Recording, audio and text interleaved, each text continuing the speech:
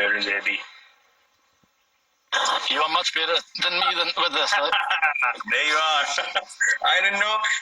Honestly, the easiest thing in the world could be so tough. Are you on your laptop? I'm on my phone actually. I'm not on my laptop. So how did you do it then? I went to, you know how you get that, the plus sign on your story? Yes.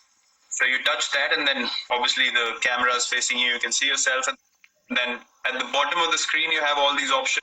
Okay. Extreme left. And the live option is the first one. I couldn't figure it out myself. Anyway, here we are. How are you, Biscuit?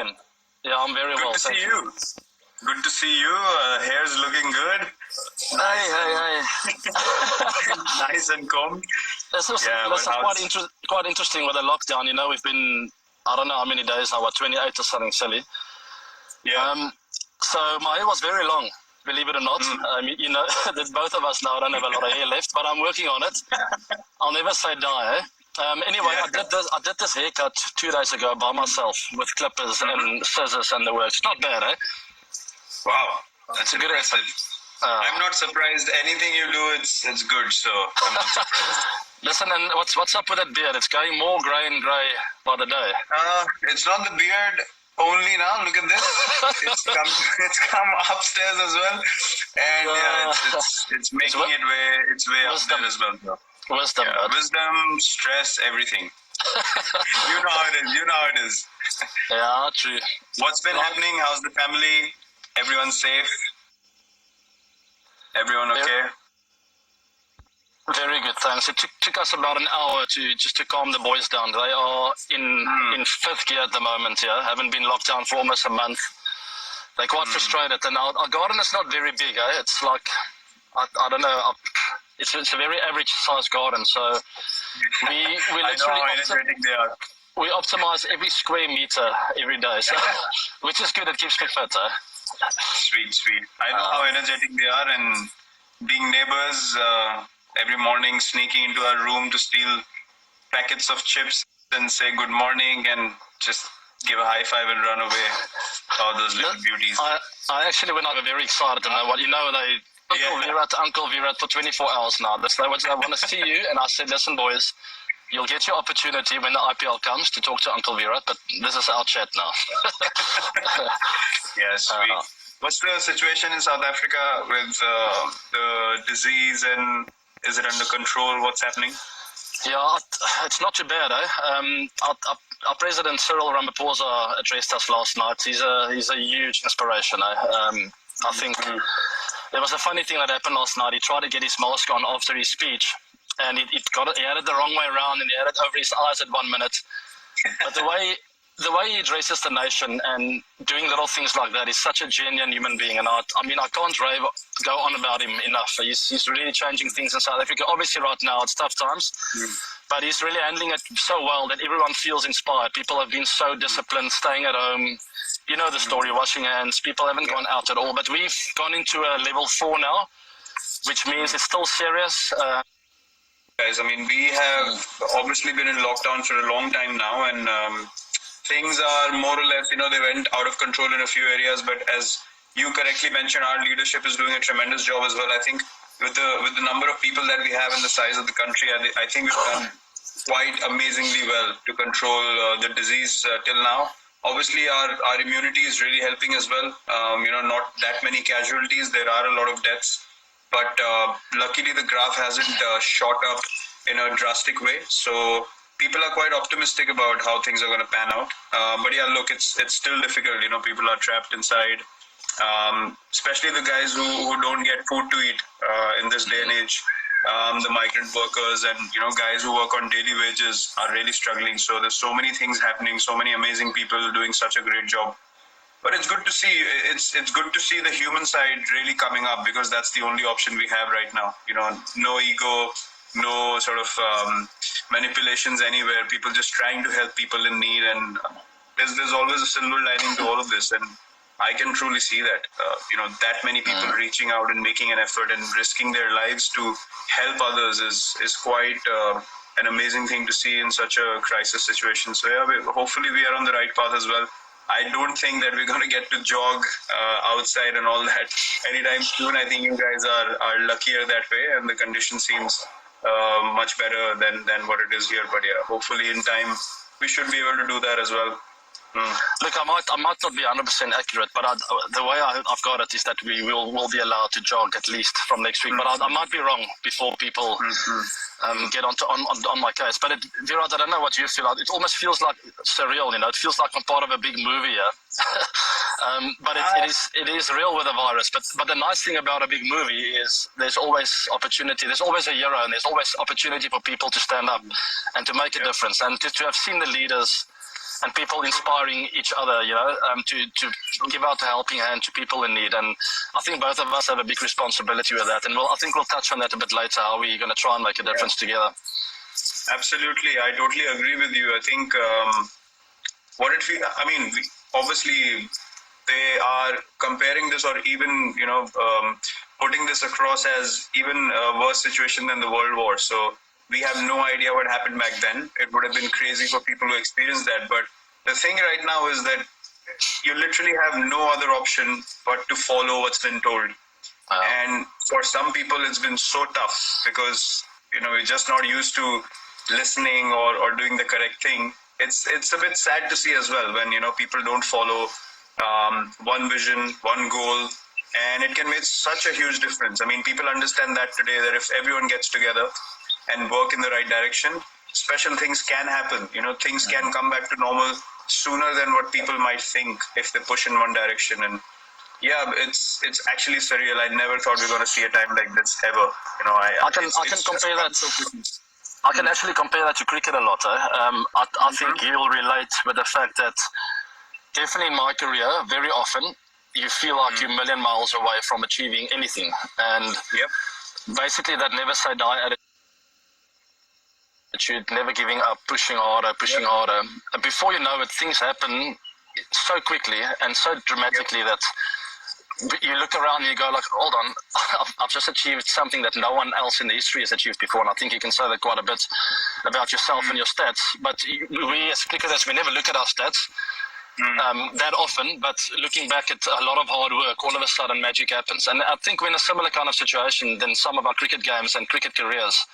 If we just push on for a bit longer, there might not seem like there's light at the end of the tunnel, but before you know it, doors open up and the light comes through. Absolutely, I totally agree with you. I think as sportsmen or sportswomen, it teaches us a lot to keep bouncing back. That's something that is ingrained in us, and that should come on the surface for everyone. And we can totally relate to that mindset. We can keep pushing people in the right direction, keep motivating them, and that I think is our contribution right now. Apart from all the things that we do from financial side of things, helping people and charities and stuff. But apart from that, I think it's the motivation. It's touching the right emotion in people that really brings out the best in them.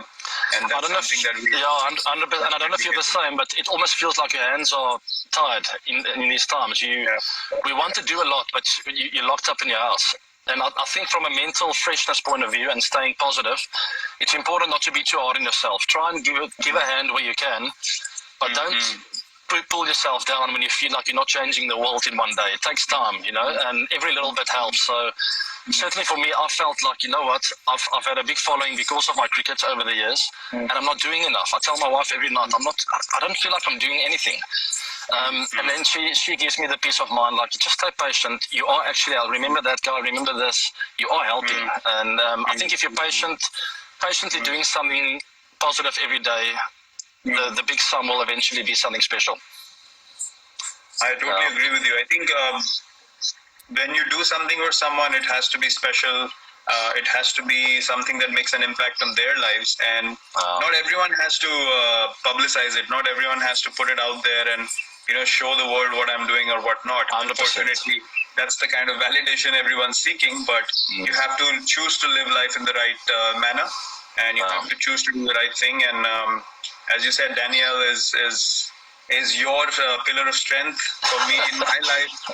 Anushka is definitely that person who always pushes me in that direction. You know, if anything is off, any kind of motivation, any kind of support, we're both there for each other. And I think we're blessed to have a great life partner and great people around us. And I've seen you impact people in a way that it's very different. It's very special. It's not out there.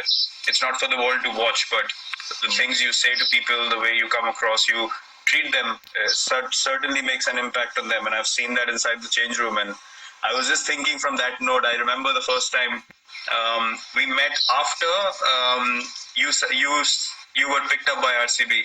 I remember it was in Johannesburg. And we came down the tunnel. You guys were finishing practice, or correct. You guys were finishing practice. We were just starting ours. And I came and said hello, and I said we're going to be playing together. And you were like, I'm excited for that. It was a very brief chat. Didn't know so many years after 9 years we'll be such good friends and have a great journey together. And it's been wonderful. It's been wonderful to create a lot of memories. It's an interesting story because it's a very human thing to do. Is when you hear about someone for quite a few years, and about you has told me a lot about you leading up to. I mean, I think you were 18, 19, 20 when you started playing for RCB, and about you would tell me about you. And I've known you for 3 years, but never meeting you in that time. You sort of, it's a human thing to sort of put a bit of defense around yourself, So I remember walking up that tunnel, and even though I said hi, my defenses were definitely up. Like, hold on, I don't quite trust this guy yet. I've heard a lot about him. I've seen the hair, I've seen the style. I'm not convinced. But it didn't take me long to get to know you a bit better and to see the human side in you, which luckily over the last few years, because of what you've achieved, a lot of people have seen that human side. Where if that didn't happen, and for a lot of people, I don't think everyone gets to enjoy the human side of them. You just see this image.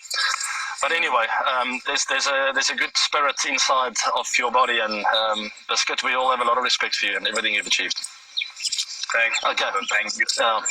That's enough of that. It's a bit emotional, getting a bit dramatic.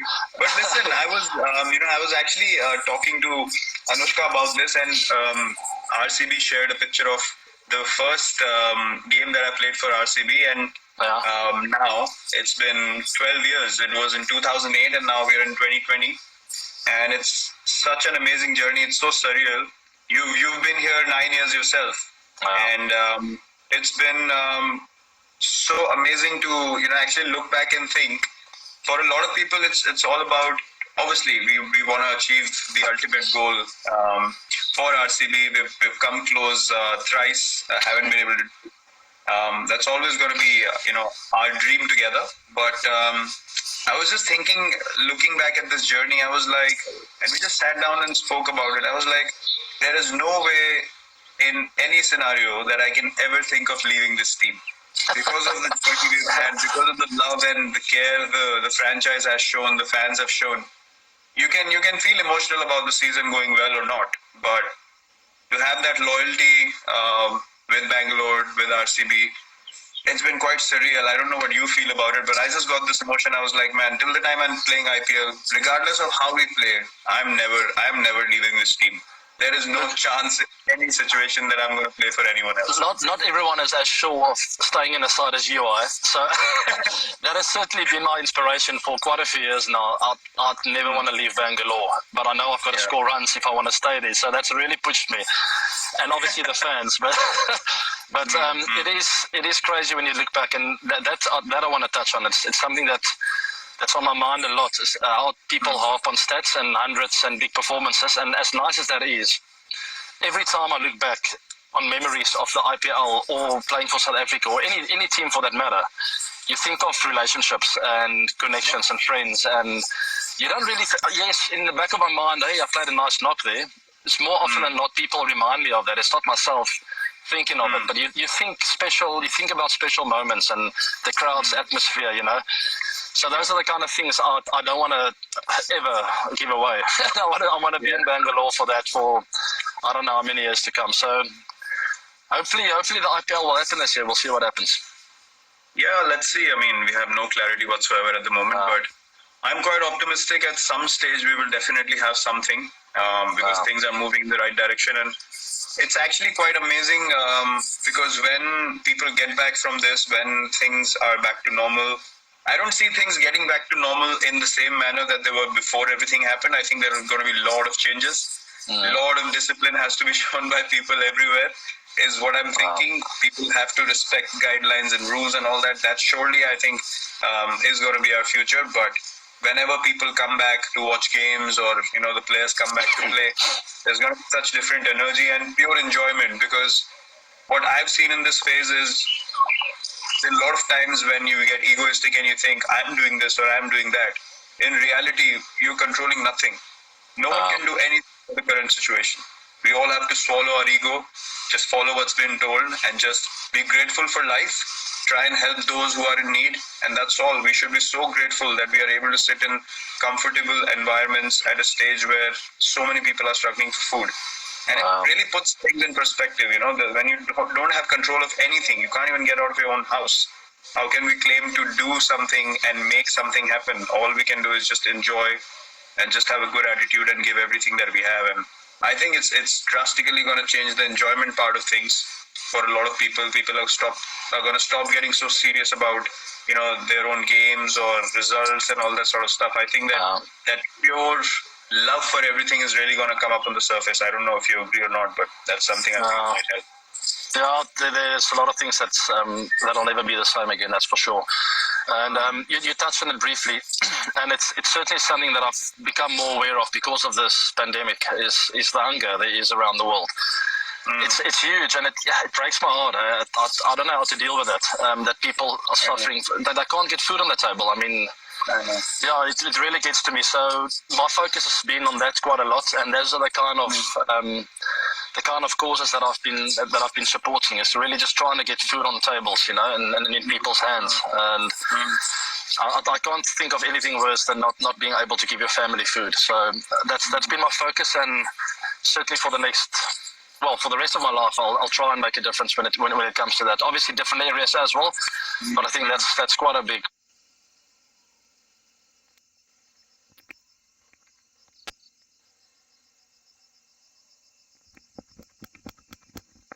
problem we have.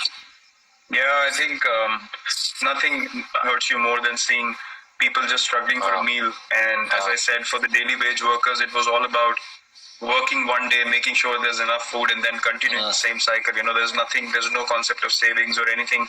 Such are the challenges and the realities of life for a lot of people.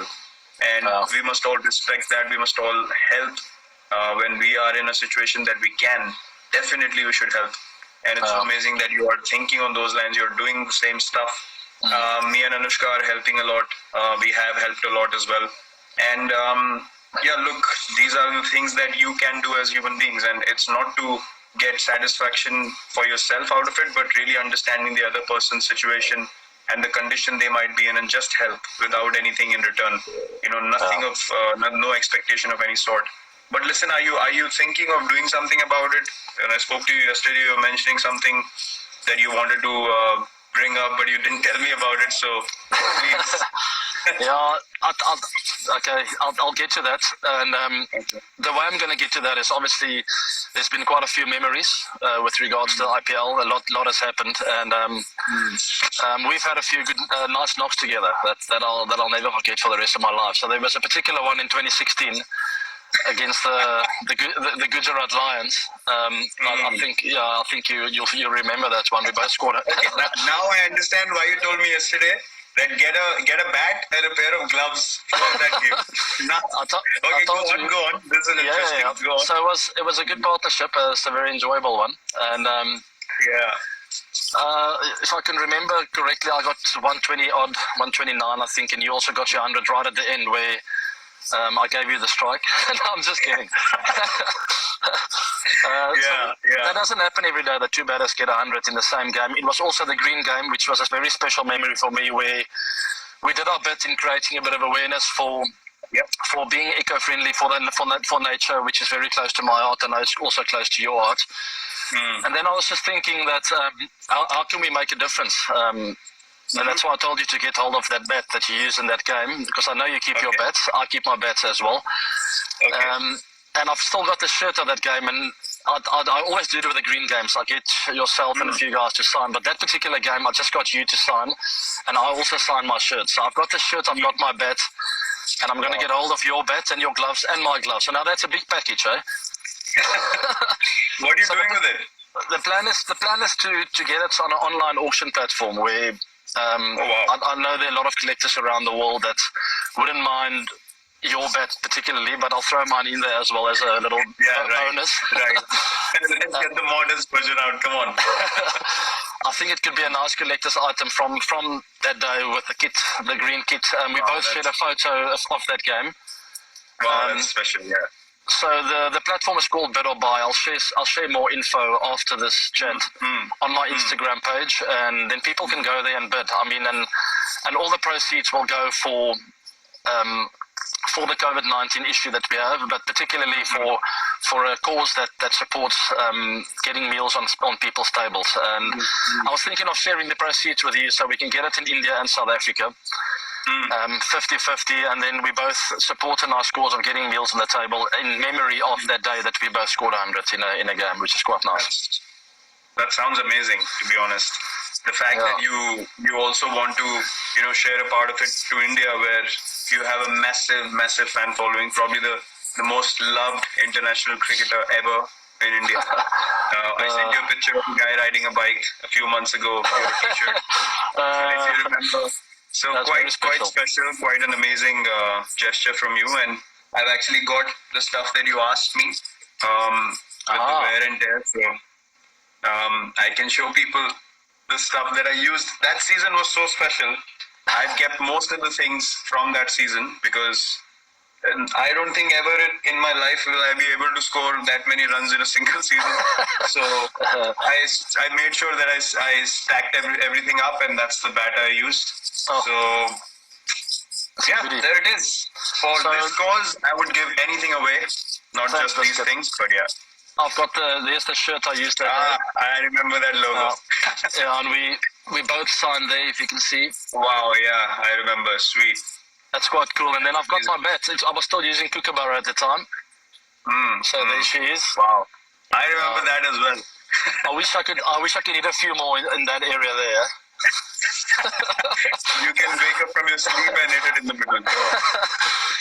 But anyway, so everyone listening, those of you who like to collect, even if you don't like to collect, go onto a platform called Bid or Buy. It's a South African platform, but you can bid on it globally, and we'll courier the items to you. It might take a week or two. We'll see where it goes. If I feel the figure is big enough, I'll announce the winner or the bidder on Instagram, and we'll courier it straight to your doorstep, and we can put messages on there, personalize it the way you want it.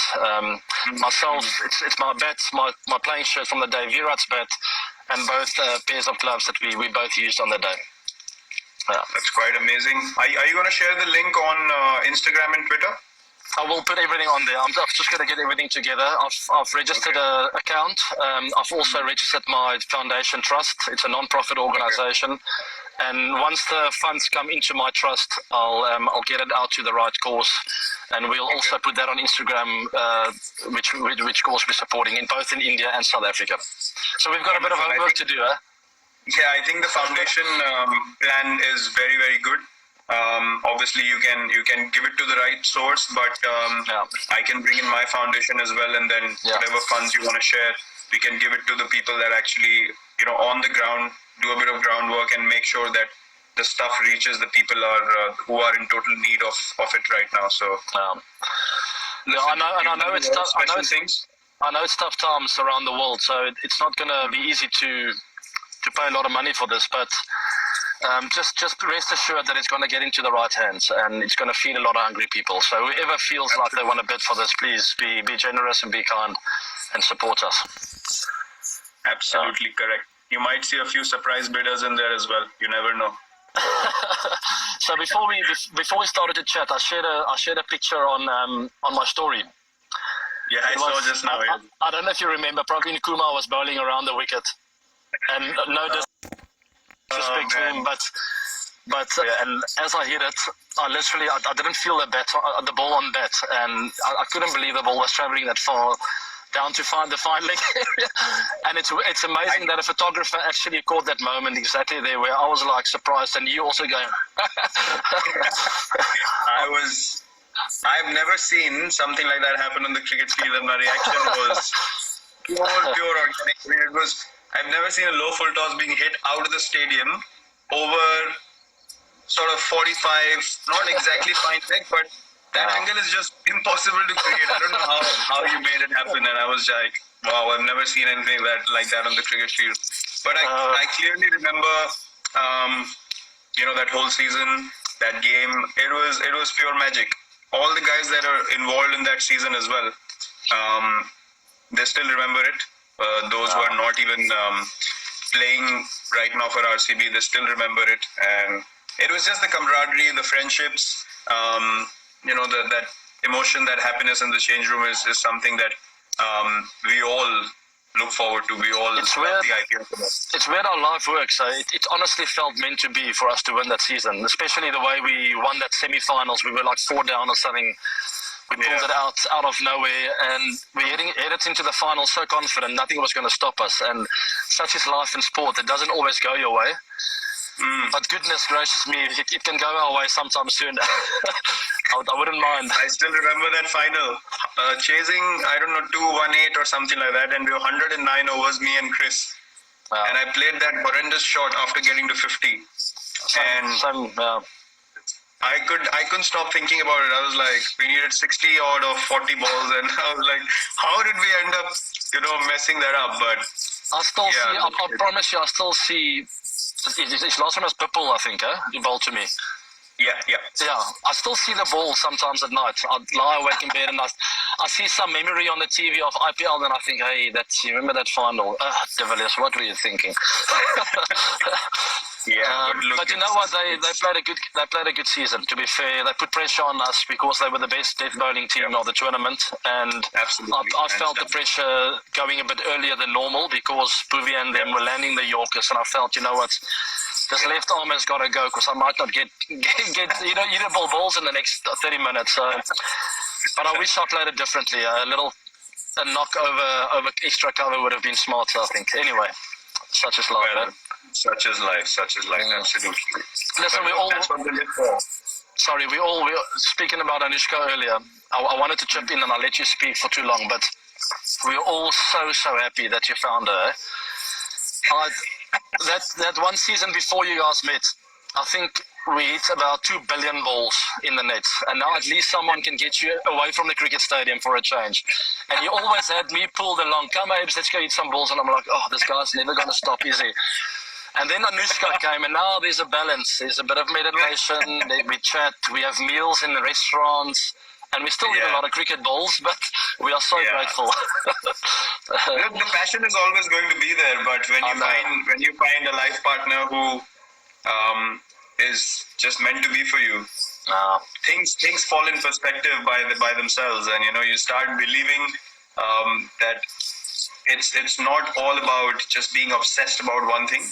It's about being passionate, but love is always going to be the most important thing in life, and everything else follows, and everything has to run in a balance. So I couldn't be more grateful that I found her, she found me, and things are just meant to be.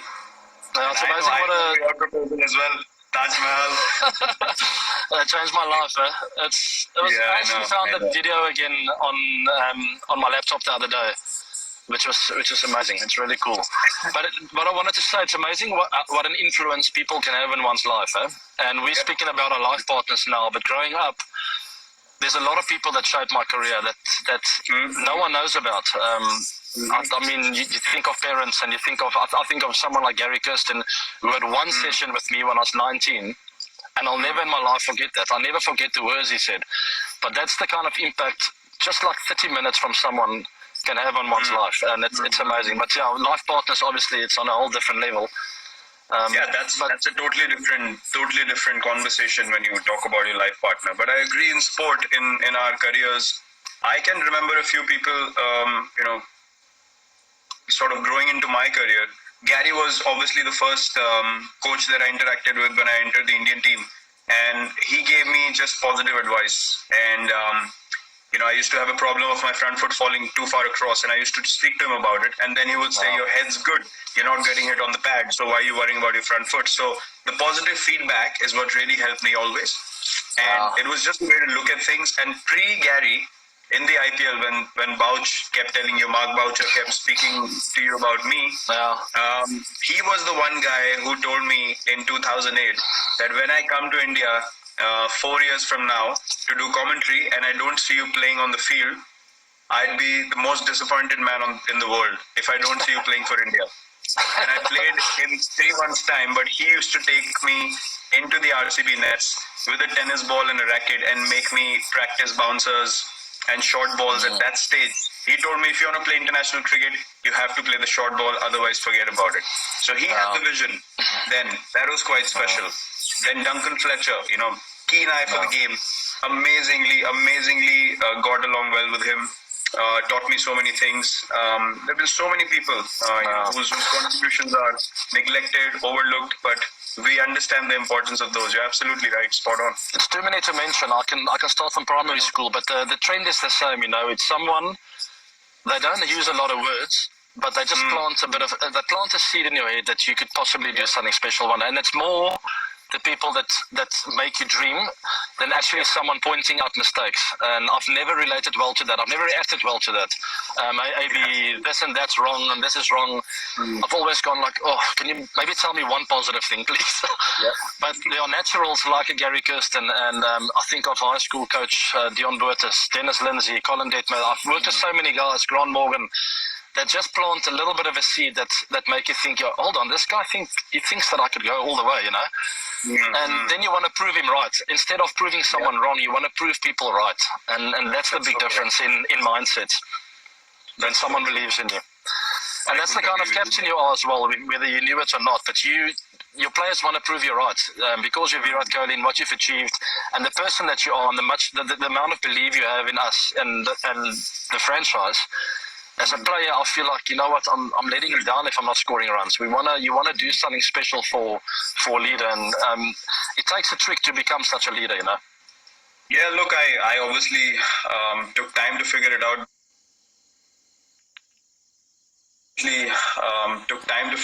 But the only thing I felt like responsibility and initiative by themselves, always have a helping hand around them, like myself or you as a senior. But I want to see guys coming into their own, youngsters coming in, having a 500-600 run season in the first or second season, coming into test cricket. Don't worry about the guy who's played 100 tests. If you have a good mindset in your second or third test, you can get a 150. So, these kind of norms is something that I don't believe in, and I want people to break those norms and really become the best version of themselves. And that's where the fun is. Sometimes I think people have too much regard and respect for systems and how traditions have been working and all that sort of stuff in sport.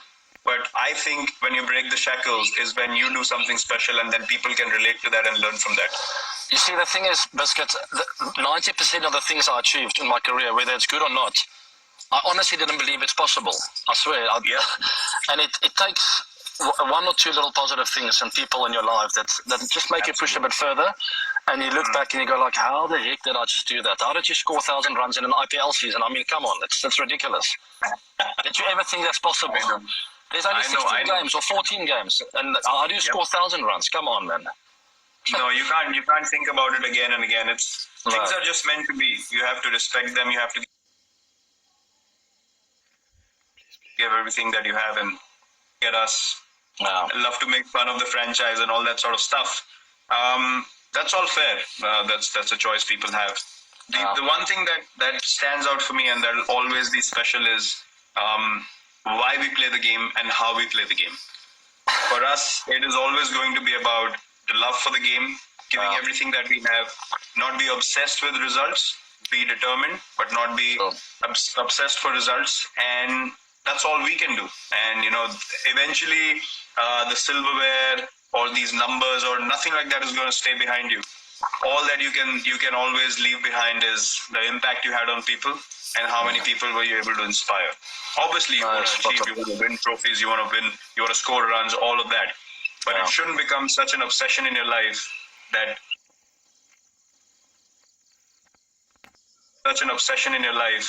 that if that doesn't happen, you can't move forward.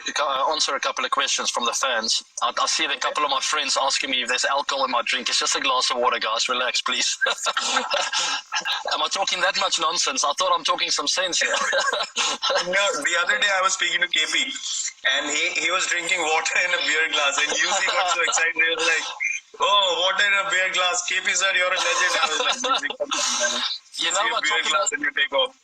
Talking about Virat Kohli, he's an interesting character. He calls me up at night, like at 1 o'clock in the morning ISO time, and I go like, "What is he doing at 4 a.m. in India?"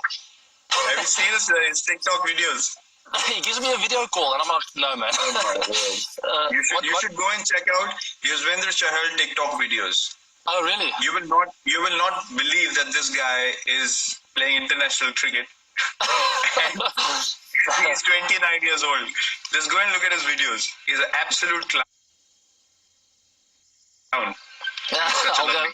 I only see hello. Love struck. AB. Love you, AB sir. 17 and 18 together. Let's count. Let's count how many people love me and how many love you. I hope I win. I can only see AB everywhere. Honestly. Fantastic. Okay, I'm ahead. Now we'll hopefully get a cricket or a live or whatever question you want to ask, and then if I see one or you see one, we'll. Yeah.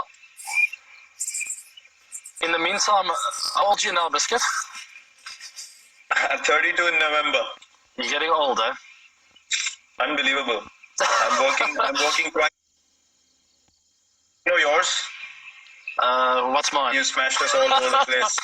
Knocks, only I knocks of my life. No, but what's your favorite? What's your favorite? No, I honestly, against any team or against you guys? No, against India, and mine against South Africa. I will mention them. No, mine was definitely Wankhede Stadium in the final. It was 2-2 in that series. It was a good series, and we've always wanted to win a series in India. It was a big. I was very motivated. I think we're special. I've always loved going to India, playing cricket there. We had some youngsters in the team as well that I felt I needed to inspire as a leader. We had a very strong senior group, and that particular day it was 2-2. I felt we played better cricket in the series, and we should have clinched the series before then. But we opened up the door, and it went to Mumbai, and obviously the odds were against us. Batting first there, Wankhede, it was a great wicket. I think you'll recall that. If we didn't get 400 plus, if we got 350, I think you guys would have got it. So we just batted well and created a couple of amazing partnerships. I think Faf got 100 as well, and Quinton. It was Quinton you got 100 early on, I think. Yep. Yeah, it was a very special. You got out in the 45th over. Otherwise, we would have been chasing 500. Bloody hell! I can't forget that game. Mine would be 2013 first test in the test series, when I got 120 and 95 in the second innings. I got out to JP, I can't believe it, second innings 95 at Johannesburg, got behind, you were keeping, bloody hell. It's my favorite because you bowled at me as well, and I didn't get out to you. I bowled. I've kept wicket for the entire test match. My legs were so numb. And the next minute, Graham tells me, "Are you ready to bowl a few overs?" I'm like,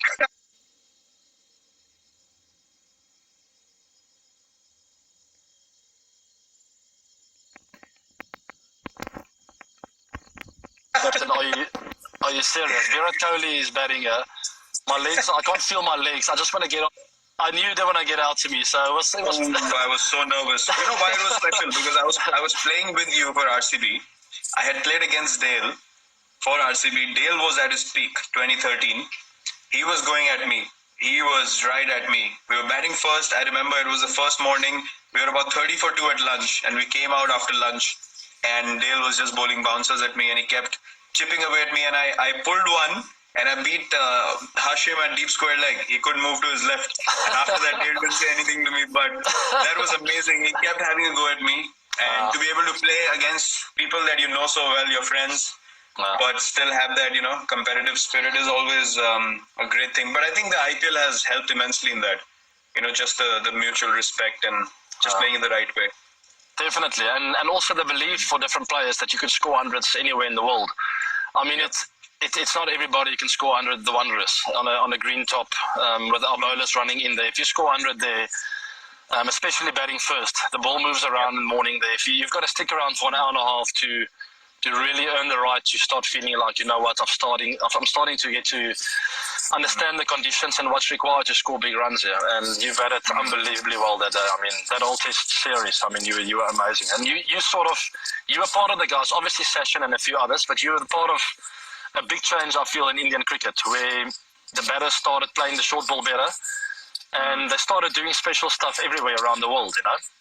People were very quick to say early on, like 10, 15 years back, South Africans can never score hundreds in India, Indians can never score hundreds in England or South Africa, and that whole thing has changed. And I feel it's more of a level playing ground these days where all batters are adapted to score hundreds everywhere in the world. Dale Steyn went to India and got a 10-fer. I mean, where was it? I think Hyderabad.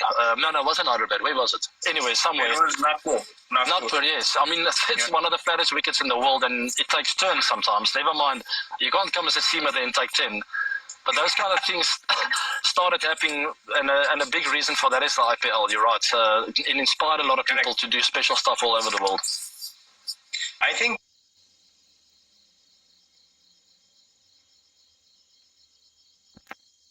the one thing that's changed now, confident of their own abilities, and the reason why it's a level playing field now is because obviously you understand the strengths and weaknesses of all players you play with globally first, and secondly, the bowling attacks have become so good now that you can go and take 20 wickets anywhere in the world, and I think that makes it much more exciting to play, because when you go play a series, you know, whoever plays better or whoever bats better wins that series, and that's been the case in the last 5-6 years. That's the trend I've seen.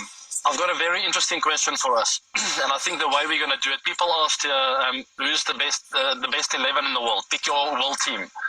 So I think we go through it where we each get a chance. So I'll go opening bat 1, you go opening bat 2, I'll go batter number 3, you go 4. Okay. And it can be from any era. But I mean, I'm not going to go too far back because I want the people to at least, be fresh in people's memories, especially some of the younger fans. Okay, shall we go for it? Yeah, let's do our era itself. Let's not go further back. Okay. Let's do the last 7-8 years. Okay, I like that. It's tough because we haven't thought of it, and I'm going to forget people. And some of my friends call me up and go like, "Why am I not on the team?" Okay, ODIs or Test matches? ODIs. Sure. That's a very tough one. Okay, I'll go Sachin, number 1. Opening batsman, I'd go Rohit. Okay, Sachin and Rohit opening. Are we just going to go India, South Africa to save ourselves? Okay, you believe it or not, but you're on number 3. Well done. Okay, you're at number 4. There's no doubt about that. Okay, thank you very much, Virat. Now we're going to have to start thinking about some all-rounders. Jock Ellis at number 5. But we might change the batting order up depending on what kind of wickets we're playing. Sometimes Jake's might bat at 3, you go to 4, I go to 5. Fair enough. Actually, let's do India, South Africa. You're correct. Okay, I'm happy. 6? Yeah, Jack is 5. I would go UV at 6. Okay, so now we have a left-arm spinner and we have an all-round seamer. Okay, so we don't need another all-rounder really. 7, 8, 9. 7. Okay, 8? 8, think of a 8, 9, spinner? 10, 11. 4 left. A spinner, for me, the spinner would be... It's Imran, Jadu, Ravi, Ashwin, Kumble. I would say in ODIs, I would say Jadeja as the left arm. Okay, Jadu at 8. Yeah, Jadu at 8. Then we could do Jadu probably in the squad, but one day it can be a leg spinner as well. It can be Yuzi, it can be Kuldeep, Imran Tayyar. There's a lot of leggies. Although Imi will bat at 11, so I don't know. Good luck. It's such a difficult squad to pick. Okay, let's put in both leg spinners. Let's put